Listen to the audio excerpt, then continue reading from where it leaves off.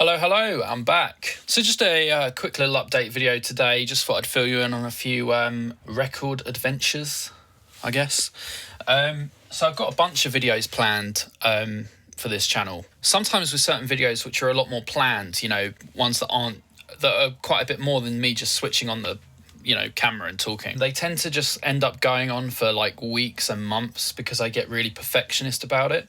So I'm currently making a video at the moment on like one particular band, and it's just taking me forever, like drawing photos, getting photos developed, doing all kinds of research, even composing music in the background. So like the whole thing is like making a documentary almost. So sometimes some of these videos just take forever. So because I haven't posted on the channel for quite a few weeks, I thought I'd pop on and do a super lo-fi video because, as usual, I've been buying records and you got to talk about it, So I went down to Rolling Records with my buddy Matthew the other day. I didn't really know what I might be buying, but it turned out to be more of a trip of kind of scoping out records than it was buying records. I went through the whole shop and looked through all of the 12 inches and didn't manage to find anything that I wanted to buy on that particular day. It was a lot of records at like 25 to 50, even up to like £100. And they were albums which I wasn't sure enough that I liked to spend that kind of money on. So I am currently thinking about getting Lad Insane by David Bowie from that shop, and also Help by the Beatles. And I've been listening to those since my visit, but at the time I just wasn't quite sure, so I didn't buy anything. So on the way out, I didn't buy anything. I was about to leave with nothing. And on the way out, I thought I'd chance having a look in the bargain bins on the outside. This particular shop, it's a beautiful little shop ran by a husband and wife, just a tiny little business, really nice, old-fashioned record shop. They have quite an extensive kind of table full of crates right outside the shop with all the bargain stuff in. And I suppose the sort of unwritten rule about it is that it has to be records which are very cheap and kind of worthless, but that are actually good content-wise. They're not going to have, really crappy records in there. So I did buy 3 records, which I like the look of, after going through all the crates. And it was pretty cool because I only spent a grand total of £7 on all 3 of these records. So nice value. So the first one I picked out was Venus and Mars by Paul McCartney and Wings. So I remember my friend having this album years ago when he was given a box of records by his stepdad, and I always remember really liking the simplicity but uniqueness of the cover design. And I've never heard this album before in my life, up until buying it. So coming back from the shop, I did put the album on, listen to it on Spotify on my phone on the way back. And I thought it was some really good stuff on there. I do think it's a bit of a mixed bag. I think there's a few weak moments. An example of that would be the track Rock Show, which I just think is really badly mixed and kind of bloated. And the vocals annoy me a bit, but it might grow on me, I don't know. But the title track Venus and Mars is beautiful, and to be honest, this album is so new to me. I haven't learnt the names of the songs yet, but I did think there was some absolutely brilliant moments. There was a song on here which was quite like Honey Pie, Paul McCartney doing that really old-fashioned like 1920s style of music, and there was just some really good rockers on here. There was a track towards the end which I thought was absolutely brilliant. Medicine Jar was one of those, and I think there might have been another one that I thought was a really, really good rocker. Interestingly, I'm not sure if all the vocals are Paul. I'm sure maybe some of them are like Denny Lane or another collaborator. But I felt that there was a song on here which sounded like Ringo Starr singing, and another song where what I presume to be Paul McCartney actually sounds quite like John Lennon. I think this is generally perceived as one of the better Wings albums and one of the better Paul McCartney albums overall. Probably a top 5 album for him. It's on the Capitol label. This is quite a nice copy, very little scratches, probably quite heavy play on it, I'd say. Quite a bit of, sibilance and scratchiness, but nothing distracting. And also this sleeve is in quite good condition, but there's a big old crease right down the middle there. Not sure if it shows on camera. There you go. So that's, I guess, why it was in the bargain bin. This was £4 in the bargain bin. So yeah, I thought Venus and Mars was good. Still a bit of a mixed bag. It kind of reminded me of Mind Games by John Lennon in a way. It had a good handful of really, really strong songs and then also some kind of filler in a very similar way to the Mind Games John Lennon album. You know, the highlights are very high, but there's also some lows. So keeping with a Beatles theme, the next record I got was the John Lennon collection. So this has just got all kinds of singles spanning the 10 years, you know, that he was a solo artist, you know, or on and off for 10 years, I should say. You know, and a bunch of songs that I didn't already own, like Give Peace a Chance. And I don't know, is Instant Karma on Imagine? It might be. It probably is, I don't know. This was £3, I think this was. To be honest, this is an album which I probably needed because I really wanted to have songs like Stand By Me, which is off the Rock and Roll album, which I have, but I'm selling because I'm not that keen on it. And also the exact same thing again with tracks like Woman and Just Like Starting Over Again from the Double Fantasy album. Since buying this, I will get rid of the Double Fantasy album. I listened to it the other day. I think if you can stomach Yoko Ono's vocals, it's quite a good album. It's quite an interesting album, you know, alternating between the John Lennon songs and the Yoko Ono songs. And the Yoko Ono songs are actually quite interesting. I'm not a big fan of her voice. So now I get the John songs, or some of the John songs, on one LP. Yeah, really nice. I gave this a listen the other night. Sounds nice and clean. Bargain. £3 for that. Comes on the old school Parlophone, like 70s label, I guess. So this next one was £1, although so it all came to £8, but the lady knocked £1 off for me. So, but yeah, originally this was £1. This is The Move with Fire Brigade. So this is a very low budget compilation album for The Move. Released on Music for Pleasure, which is a very budget label. But the sound quality is okay, actually. I find with some of these Music for Pleasure records, you need to crank the bass a bit. I need to turn up my subwoofer a little bit. Often they've got a bit of a lack of bass, but once you do that, the quality is quite good. And obviously the Move stuff is quite gritty sounding, you know, from the late 60s anyway. So I already own a lot of these songs on the Move Deluxe Edition CDs that I have for the first few Move albums. But they're a band which I'm so fond of, I just really fancy buying it for £1. And it's a nice compilation. It's got many brilliant singles. Flowers in the Rain, one of my favourites. The Lemon Tree, absolutely brilliant. Some brilliant celestial piano in that song. I love Roy Wood's lyrics on these Move tracks. They're very charming and British, kind of in a Kinks kind of way. Also the track Fire Brigade itself, which is one of my favourite songs of all time. I'm just such a big Roy Wood fan. I think the guy's brilliant, and I particularly love this era of the Move because this covers the early singles when they were with not sure what record label it was, but they had Carl Wayne in the group, who was like the secondary vocalist. He was like the co-front man with Roy Wood, and I love his vocals. I think he became an actor or something. Yeah, you also get Blackberry Way, which is a track which is kind of like a depressing version of Penny Lane by the Beatles. And the artwork sort of showing what I can imagine is probably like a Victorian version of a Fire Brigade with a tiny little photograph of the group up there. So, yeah, really good £1 record. One of the best records you could get for £1, I reckon, anyway. One small problem with this, which isn't a problem, is obviously this has been exposed to a bit of damp at some point.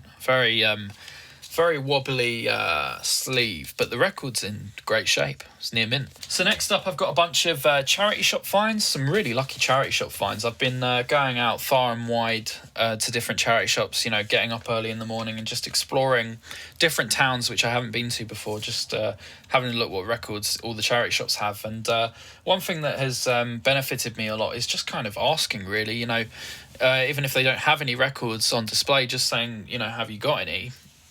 And some of the shops are kind enough to bring them out, and lo and behold, some of those boxes do have the odd gem in, and that's how I've accumulated some of these. So I picked up Propaganda by Sparks. Never ever really gotten into Sparks. They're the kind of band that I've always felt I should be into based on all my other tastes, you know, quirky 70s art rock. Big fan of, you know, like Brian Eno, 10cc.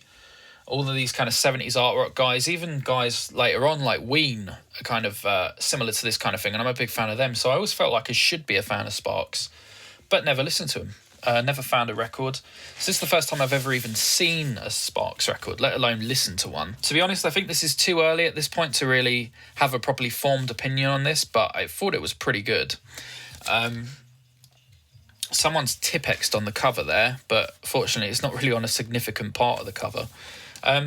For whatever bizarre reason, this cover is banned on some websites. I was looking at Sparks on some like online publication websites and where they show all the album covers, and this one's banned, maybe because they're tied up, I guess. It's not appropriate for some reason. We've got the record sleeve, is the glue's gone on that. But yeah, this is quite nice condition. It's a bit beat up, it's a bit scratched, but nothing major. It's released on Island Records, the old pink-rimmed Island label. That's one of my favourite record labels of all time. Didn't even know Sparks were on Island. So yeah, bit beat up, but plays perfectly and sounds good, so that's good. This is I guess it's an original pressing. Somebody has written on the inner sleeve.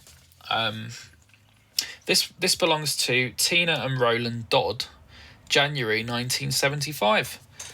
Nice little bit of writing on there. I actually do like a bit of writing on an old record. You know, it kind of adds a bit of history to it, you know. So yeah, so far I've enjoyed it, but honestly I can't really give an opinion because this is so new to me. But yeah. Oh, nice artwork on the back, actually. I like that. Found this in a West London Oxfam. And they know how to charge, I'll tell you that much. So in the same shop, I also found a copy of original soundtrack by 10cc. I already own this. The record didn't cost a lot of money because the cover was quite damaged. But fortunately, the record inside was brilliant condition. So what I did, because I'm such a big 10cc fan, I decided to cut up the album cover because it was already damaged. It was as if someone had written on it and then cut out the bit they'd written on, so basically just ruining it, which is a shame. But yeah, I cut out a piece of the artwork and another piece of it, stuck it all together and created this lovely little mini poster to go on my wall. So that's good. And as for the record itself, I literally just popped it inside of my other copy of this album. So now I've got two pressings for the space of one, basically.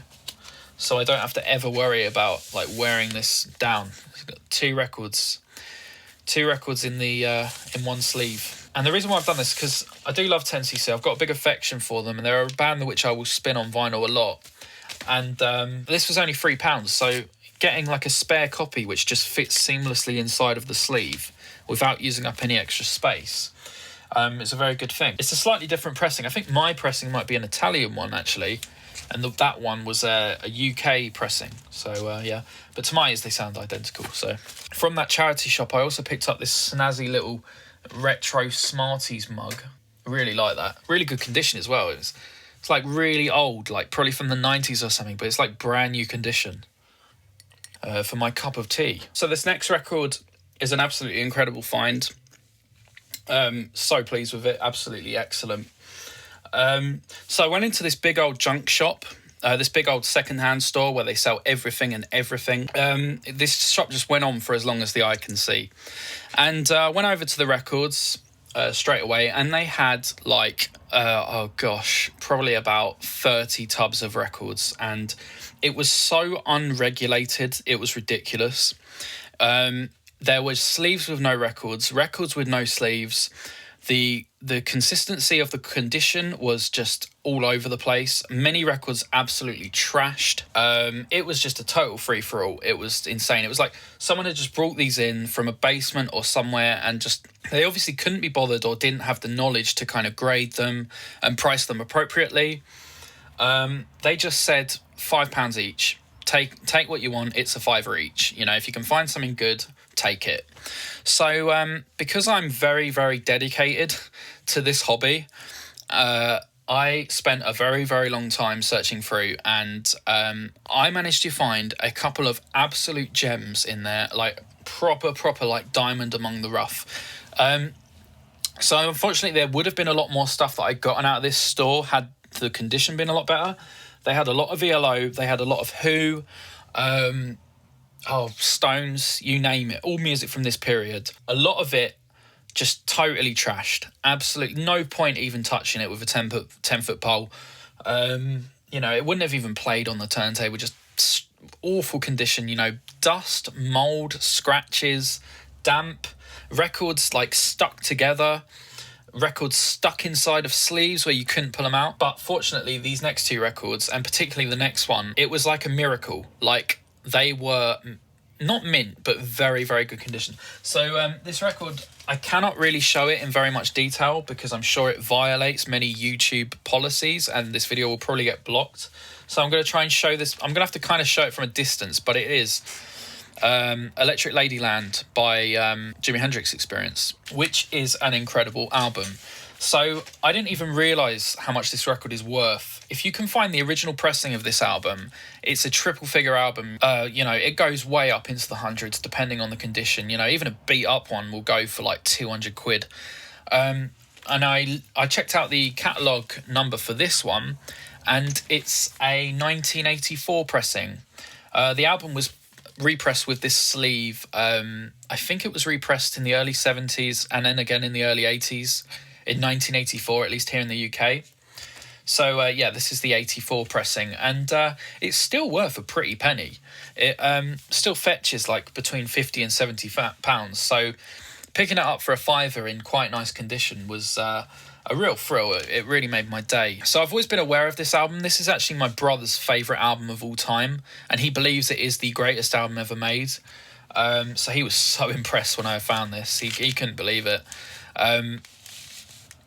And I have listened to it. I'd never heard this album before. And I listened to it on vinyl and it just blew me away. I just thought it was incredible. It's a great sounding pressing as well. So, you know, the hits off this thing, you know, Crosstown Traffic was one of them. It's got Voodoo Child, both versions of that. It's just an awesome record. It's, yeah, I love it so much. It's got a very, very, X-rated, sleeve. It's like a full gatefold, but I don't want to kind of show it because I just don't want to, you know, don't want to get a block on this video. But what I will show is the inside sleeve, which is very cool as well. It just goes to show if you're willing to kind of have a proper dig, whether it's at a junk shop, a charity shop, a car boot sale, even just asking around, like ask if any of your neighbours have got any old records they don't want anymore or something. If you really do dig, you will find some goodies. And the funny thing with this is that about 2 years ago, I picked up the same album from that same shop on CD. Here it is. It's the 80s CD version of it. Unfortunately, this has got some pretty nasty... I thought it was disc rot, but it's actually not. It's where the foam... It had, you know, these like fat box CDs, they have like a foam... like a sheet of foam inside to stop the disc from falling around. Unfortunately, someone hadn't taken that out and it had reacted with the disc over the years of, you know, being just left in a cupboard or something. And it's left this like crazy residue on the disc. Fortunately, it doesn't affect the content though, which is good. So I think they still play. So yeah, it's nice to have. But yeah, that was a fine vinyl pickup that was. And I didn't even own the Electric Ladyland album on vinyl. One of the best secondhand pickups I've gotten. And the other thing I picked up for a fiver was Gets Gilberto, another record which I've wanted for absolutely years. Been aware of this album for easily like 8, 9, 10 years. Always wanted it on vinyl and, you know, never picked it up. And then lo and behold, it turns up in the wild. So when I found these two records, I just wanted to get out of there, you know. I just wanted to pick them up for a fiver each, get them home and listen to them, and that's exactly what I did. I travelled straight home on the train because I just wanted to spin them, you know. So this is a beautiful record. It's I think it might be an original pressing, although I haven't queried that. But it's on the Verve label, and it's a really clean copy as well.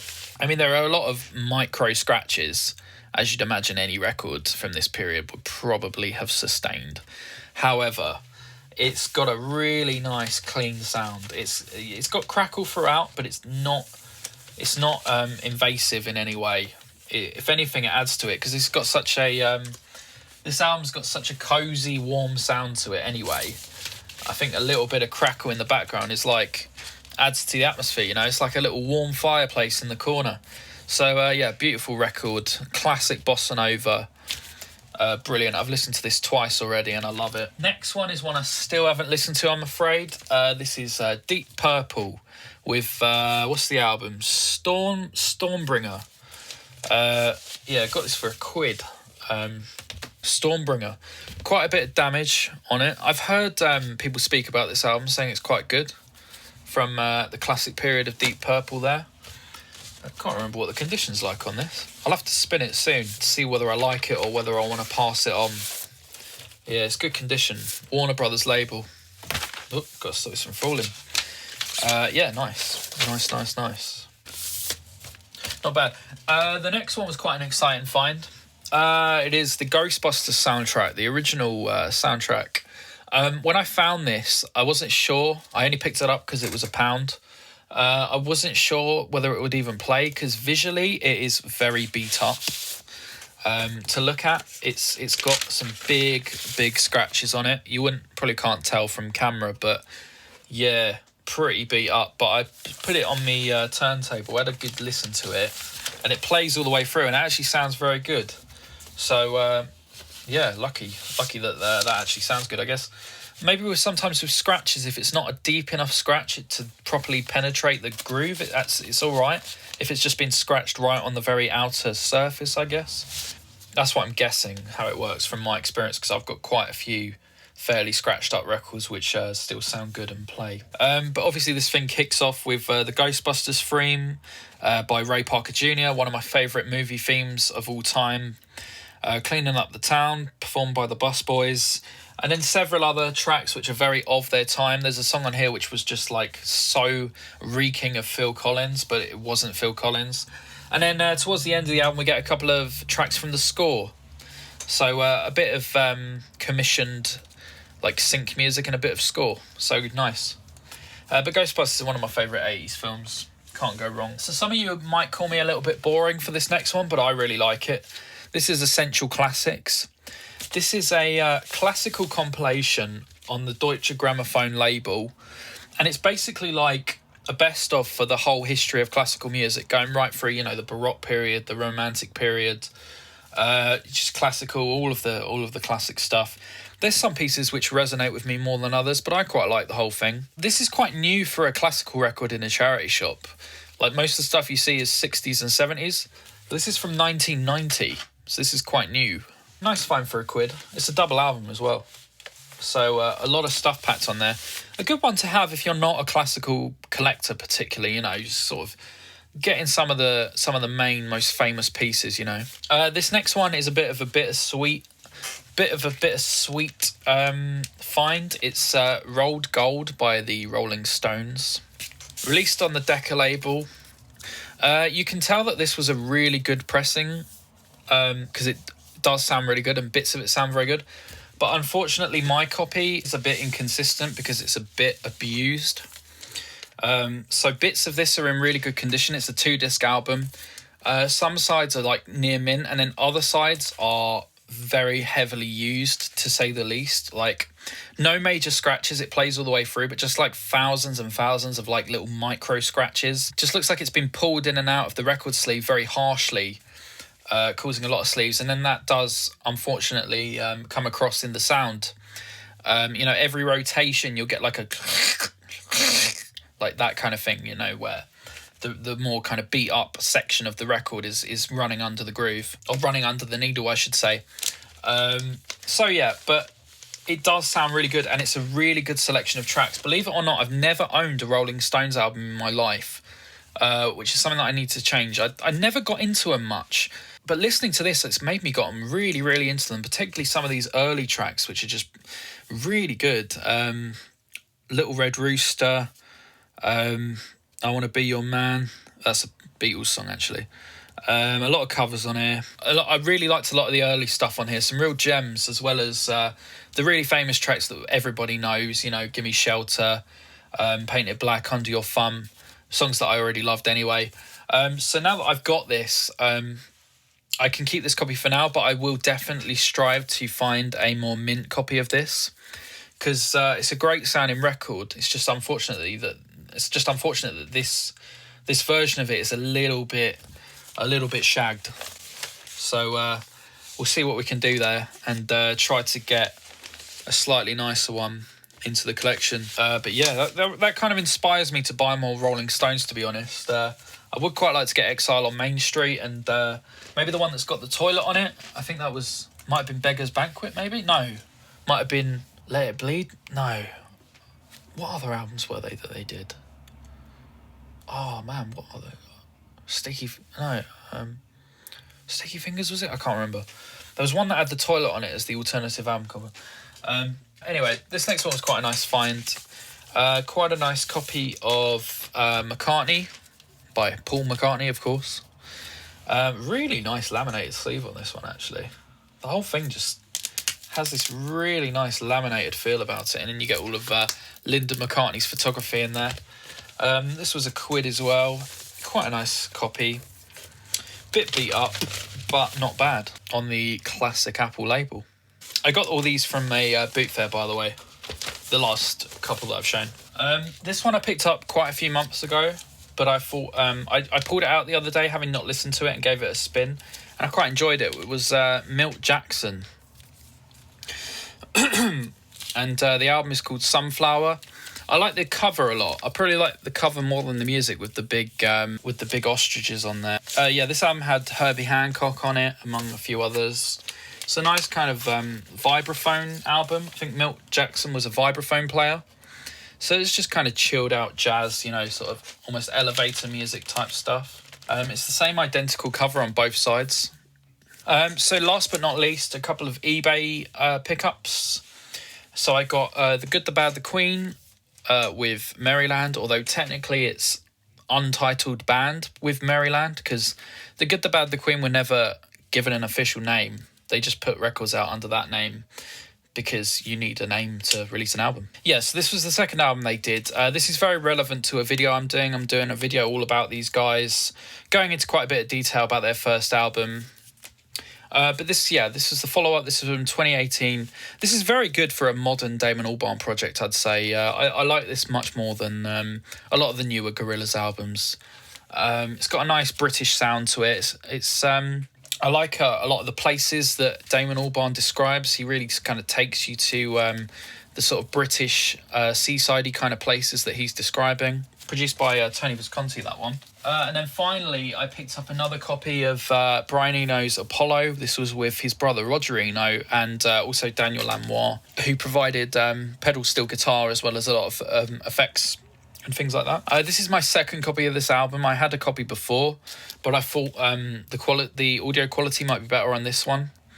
I haven't really compared them much, to be honest. But it's a really nice album to own on vinyl. It's got such a lovely sound to it. Such a lovely, warm, cinematic sound. So yeah, that's it. Thank you very much for watching, and I'll catch you very, very soon, hopefully. Bye-bye.